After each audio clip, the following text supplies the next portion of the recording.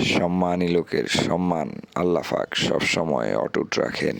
তিনবারের প্রধানমন্ত্রী দেশনেত্রী বেগম খালেদা জিয়া অত্যন্ত সম্মানিত এবং কি অত্যন্ত বিনয়ী একজন ব্যক্তিত্ব।